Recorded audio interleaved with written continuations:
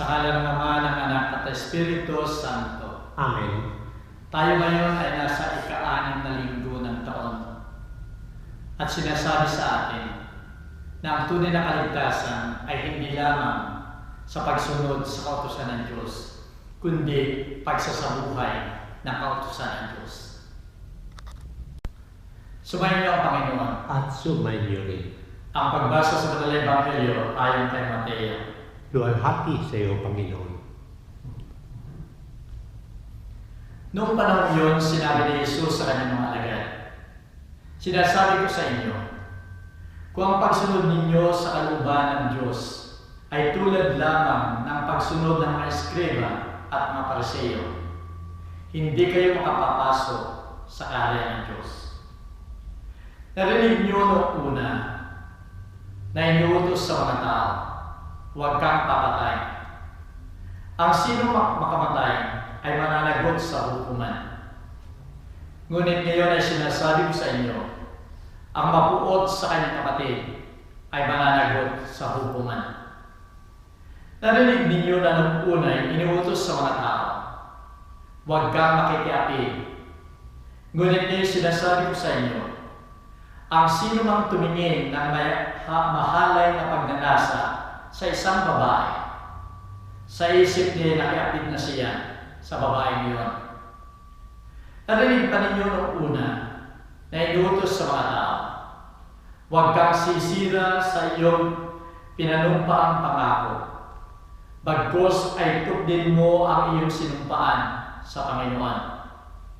Ngunit ngayon sinasabi ko sa inyo, huwag kayong sumumpa kung nangangako kayo. Sabihin mo na lamang na oo kung oo, hindi kung hindi, sapagkat buhat na sa masama ang anumang sumpang idaragdag dito. Ang salita ng Diyos. Purihin ka, O Kristo. Minamahal ko mga kapatid sa pananampalataya, napakaliwanag ng sinasabi ni San Mateo, chapter 5, verse 17. Huwag niyong isipin na ako'y pumarito sa daigdig upang ipawalang bisa ang kautusan.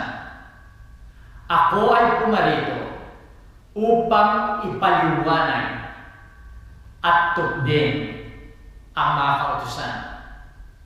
Minamahal ko mga kapatid sa pananampalataya, alam natin lahat na ang ating Panginoon Kristo ay pinadala ng kanyang Ama sa daigdig na ito upang bigyan tayo ng kaligtasan.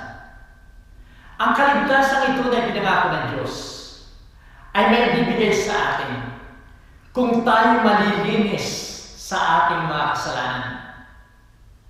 Malilinis lamang natin ang ating sarili sa kasalanan kung magagawa natin tupdin lahat ang kautusan ng Diyos at maisabuhay natin ito hanggang sa wakas ng ating buhay. At ito yung ninanais ng ating Panginoon. Dahil gusto niyang malinis tayo ng buong buo na ihaharap tayo sa ating kanyang Ama upang tayo ay bigyan ng kaligtasan. Pero isang matandang babae na naninirahang mag-isa sa kanyang tahanan.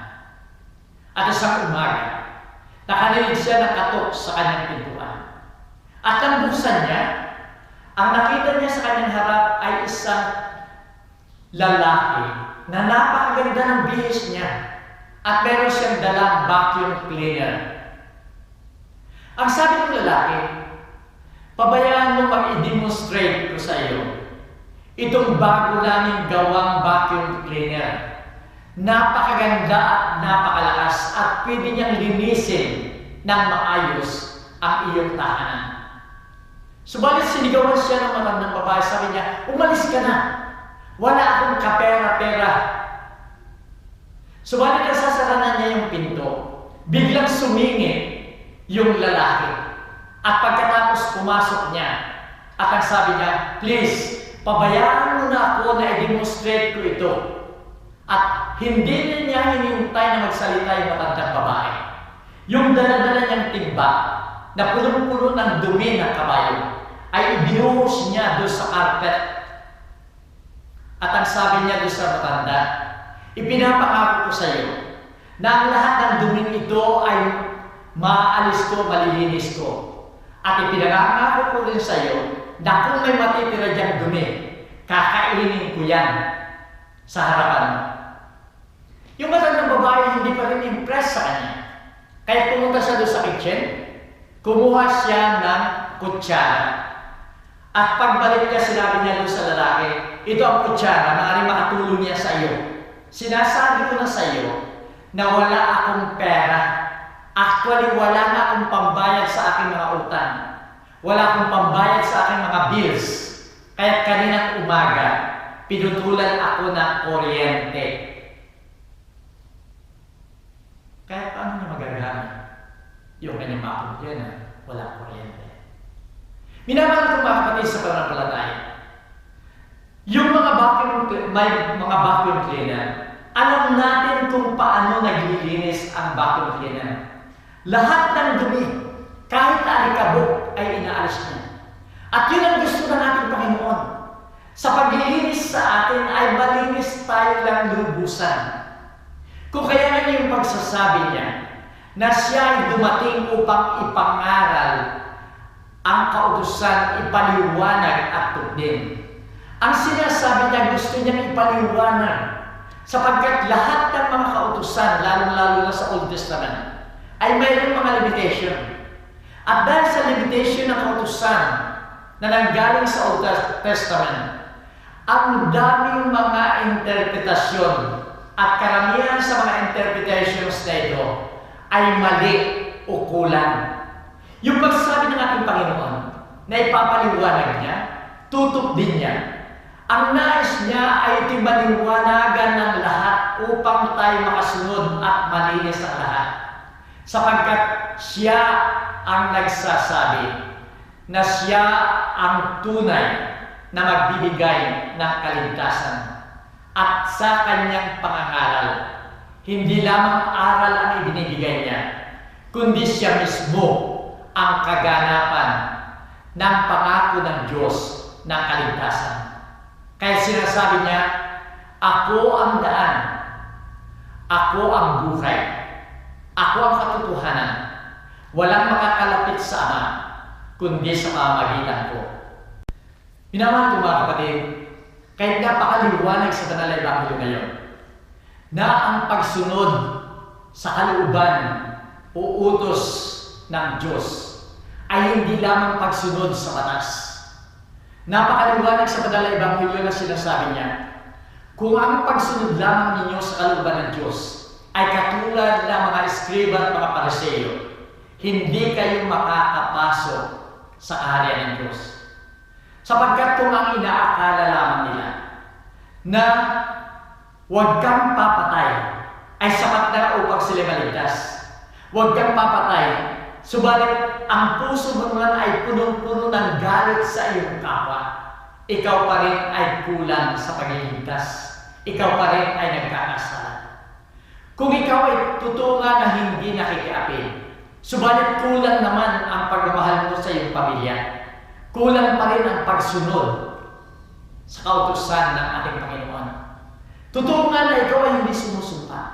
Subalit ang dami mo ng pangako na hindi tinutupad. Nagkukulang ka pa rin sa ating Panginoon. Ang mahalaga sa Kanya ay isabuhay natin yung batas ng ating Panginoon. At ang batas na ito ay nauuwi lamang sa isang batas. At ito ay ang batas ng pag-ibig. Ang batas na binibigay sa atin ay hindi pahirap sa atin. Ito ay dapat makatulong sa atin upang masundan natin at maisabuhay ang batas ng pag-ibig. Pag-ibig na magbibigay sa atin ng lakas at gabay sa ating pamumuhay bilang mga anak ng Diyos. Pag-ibig na dapat ay nasa ating puso sapagkat ang puso natin ang laging tinitignan ng Diyos. Kaya nga sinasabi niya sa Matthew chapter 5, verses 23 to 24, Kung ikaw ay mag-aalay sa altar, magdadala ng alay, at sa iyong paglalakad ay naisip mo na mayroong mga tao na nagagalit sa iyo o ikaw man ay may galit sa ibang tao, iwanan mo ang iyong alay, makipagbati ka sa taong yon at pagkatapos doon ka lamang mag-alay sa altar.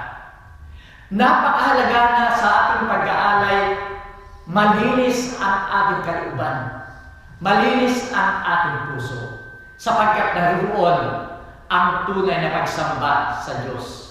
Minamahal ko mga kapatid, kaya sa ating pagsisimba, sa ating panalangin, kahit tayo ay napakaganda ng suot sa pagtungo sa simbahan, kahit napakaganda ng ayos natin sa simbahan, kahit tayo nakikiisa sa panalangin at pag-awit sa simbahan, kahit tayo mga volunteer sa simbahan, kung sa kabila ng lahat ng ginagawa natin ito, ay meron tayong puot o galit sa ating puso. Ang ating spiritual at physical na pamumuhay ay nanghihina. Ang ating pagsamba at panalangin ay nanghihina. Kaya tumulad tayo sa turo ng Diyos. Ang turo ni Jesus na gumawa tayo ng radical na kilos sa ating sarili. Lumayo tayo sa kasalanan. Linisin natin ang kasalanan sa ating puso at isipan upang sa gayon, huwag manahan sa ating sarili ang kasalanan at kasamaan. Kailangan lagi natin ang tulong ng Diyos. Siya ang spiritual na vacuum cleaner sa ating buhay upang sa paglinis sa ating mga kasalanan, tayong lahat ay maging karapat-dapat na anak ng Diyos at tayo ay maging kaaya-aya sa paningin ng ating Ama. Sumayin niyo ang Panginoon. At sumayin rin. Inamahal ko mga kapatid, kalimitan na sinasabi natin na tayo hindi nagkakasala, kaya tayo maliligtas. Subalit tunan pa rin yun, isang buhay natin ang utos ng Diyos. At away magpalagi kayo ng mga pangyarihan Diyos, Ama, Anak, at Espiritu Santo. Amen. Kumain na mapayapa. Salamat sa Diyos.